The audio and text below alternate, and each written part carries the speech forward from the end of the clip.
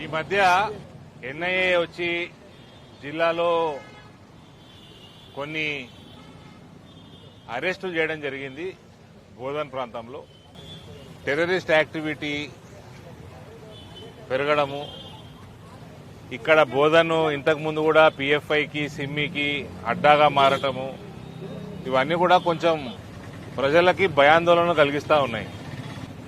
ఇటువంటి పరిస్థితి వస్తుందంటే డెఫినెట్ గా ఇది లా అండ్ ఆర్డర్ సరిగ్గా లేదు. లా అండ్ ఆర్డర్ చేయాల్సిన పని చేస్తలేదు. దీనికి కాంగ్రెస్ పార్టీ యొక్క పాలన యొక్క ప్రెషర్ కూడా మెయిన్. ఓటు బ్యాంక్ రాజకీయాలు ఇవన్నీ కూడా ఇవాళ సొసైటీకి సమాజానికి ఒక ముప్పుగా మారుతా ఉంది.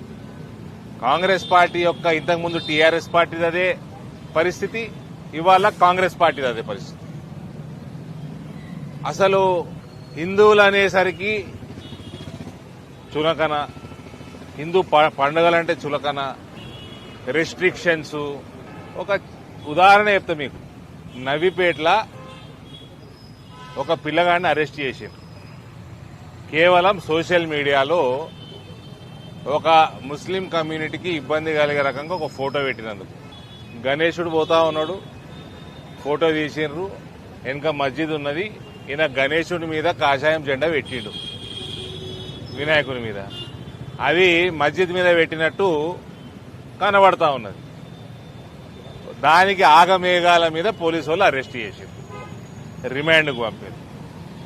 దానికి తుర్కోలందరూ కలిసి ఓ 400 బైకులు వేసుకొని ఓ హారన్లు కొట్టుకుంటా, స్లోగన్లు ఇచ్చుకుంటా పెద్ద రభస చేశారు నవీపేటలో. మొత్తం నవీపేట అంతా భయాందోళన. మొత్తం అక్కడ ఉన్న నవీపేట సమాజం మొత్తం భయపడుతున్నారు. మరి వాళ్ళ మీద కేసులు పెట్టారు.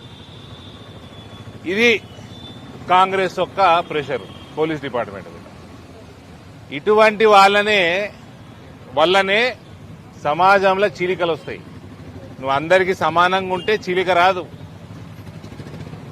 హిందువులు అనగా గంగా జమున తేజీబు, మరి తుర్కోలు అనగా గంగ ఎండకపోతుంది, జమున ఎండకపోతుంది. ఇక తుర్కోళ్ళు చెప్తేనే వినాలి. ఇక మేము ఆ పిల్లగాడు రాజస్థాన్ పిల్లగాడు, రాజస్థాన్కి పోవాలన్నట. మళ్ళీ బంగ్లాదేశ్ వాళ్ళని పంపించేద్దామా? మరి కాంగ్రెస్ వాళ్ళు చెప్పాలి. బంగ్లాదేశ్ వాళ్ళని, మయన్మార్ వాళ్ళని, టర్కీకి వెళ్ళి వచ్చి ఇక్కడ తరతరాలుగా ఉంటున్నారు కదా, వాళ్ళందరూ టర్కీకి పంపిద్దామా? టర్కీకి వెళ్ళి వచ్చిన వాళ్ళే కదా వీళ్ళంతా.